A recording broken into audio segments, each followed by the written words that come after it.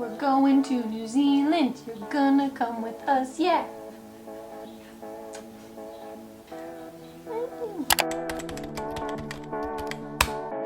It's gonna cost what? It's gonna take how long? Hey, I'm not American in New Zealand. Look at this. This is nuts.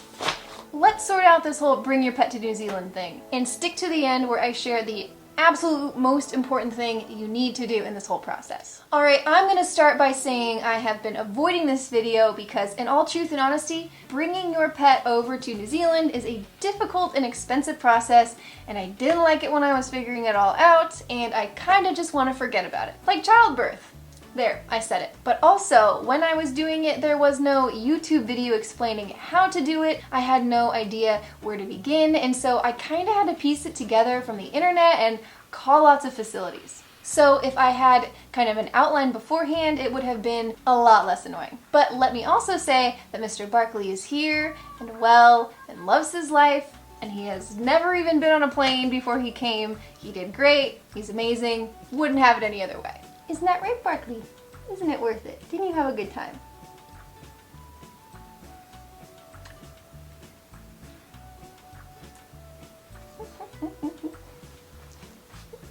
Also, let me just say I am not an expert. This is just my experience. Feel free to research it by yourself if you have a better idea. And also, this was pre-March 2019, if you know what I mean.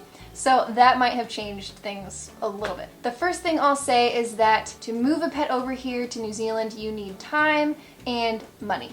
You just do. There's no way around it. You will be at the mercy of other people's schedules and other countries' rules, and they can honestly just charge you anything, because what's your other option? Before you get too down, we didn't have tons of money and we were on a really rushed schedule, but we somehow made it work, so you can too. So if you're thinking of moving to New Zealand, do not bring them if you're just visiting, seriously. But if you're really thinking of moving here, start the whole process right now, like ASAP. Why? Well, most importantly is the vaccination schedule. Your dog will need specific vaccinations in specific time periods. These include DHPP, kennel cough, rabies, and then there's a rabies titer test, and then there's 3 specific vet appointments with different things that have to happen, and some of those need to happen like 6 months before they actually get on the plane. So in terms of the appointments, and P.S. I'm so sorry this is boring, I also have to listen to this, but this was my life before we moved here.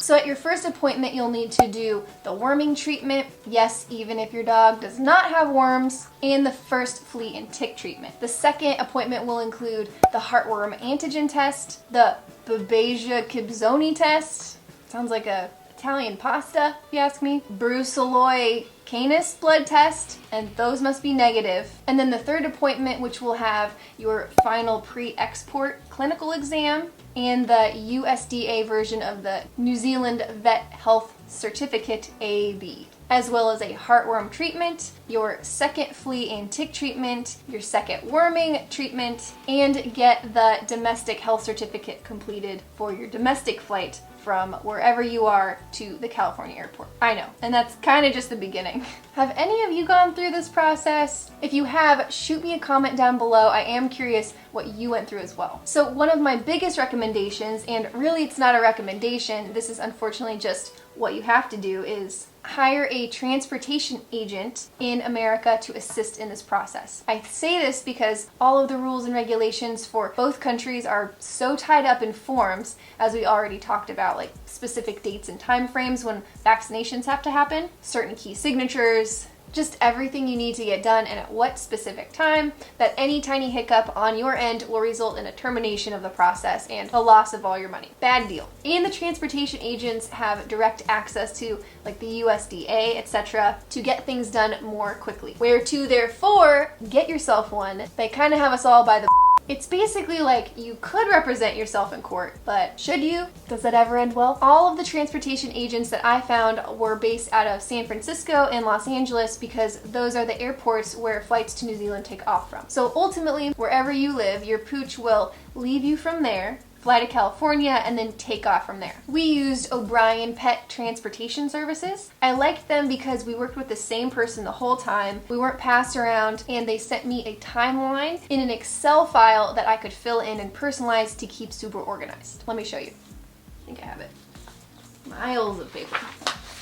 Look at Barkley when he was a baby dog. Like, something like that.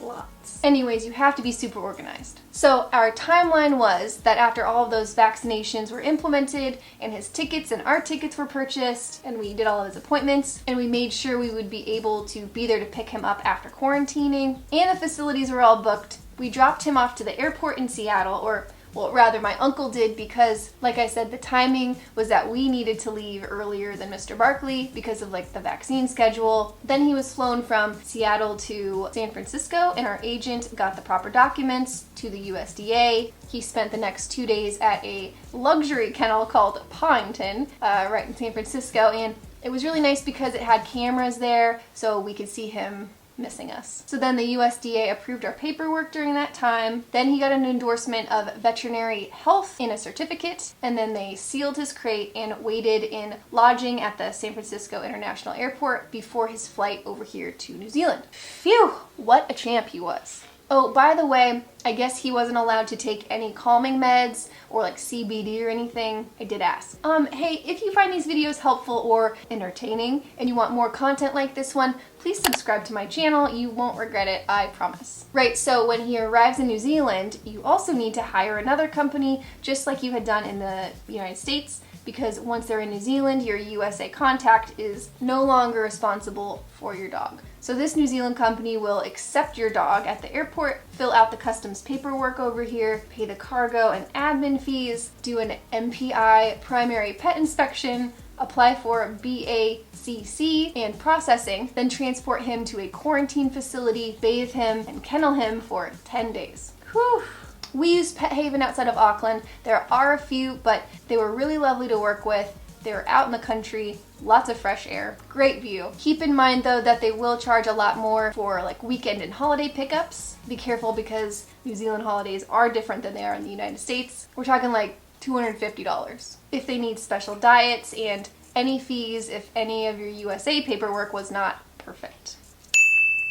You'll have to provide them with USA paperwork that you will be instructed to tape onto the crate, your passports, your airway bill, your visa, your flight information, and vet approval. You will also need to buy a special crate for your dog to fit the size of them specifically. They need to like be able to turn around completely, stand in it properly. So you just give your dog measurements to your agent and then they'll send it to you because it has to be a very specific kind. Also, you can't send anything in with your dog, like a toy or blanket or like one of your shirts or anything.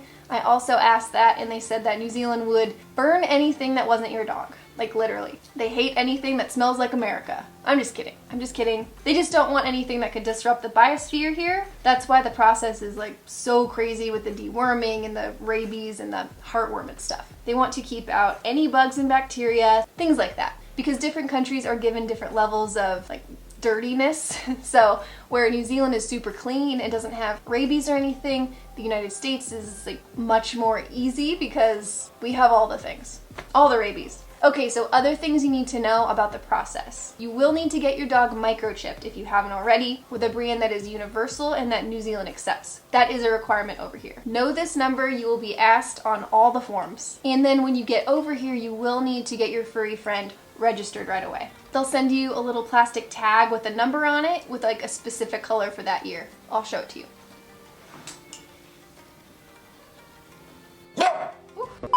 You'll also need to get a pet passport with all of their vaccinations in it. You'll get this from a vet in New Zealand. It will not have any of your previous United States vaccines in it.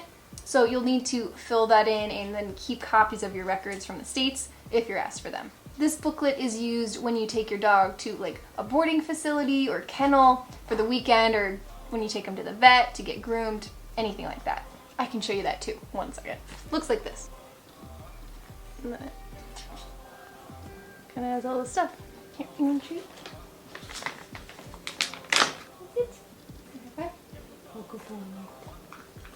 Right. By the way, if you're enjoying this, give me a like, would you? It really helps support me so I can keep making these very fun, informative videos for you. Okay, so now for my most important tip and something very key to all this paperwork and process, just in general. Before you even start, you must have a address here in New Zealand to use when filling in all this paperwork. You will not be able to do anything without a New Zealand address. We oddly didn't even know where we'd be staying over here when we moved, so you can follow that saga in our moving story.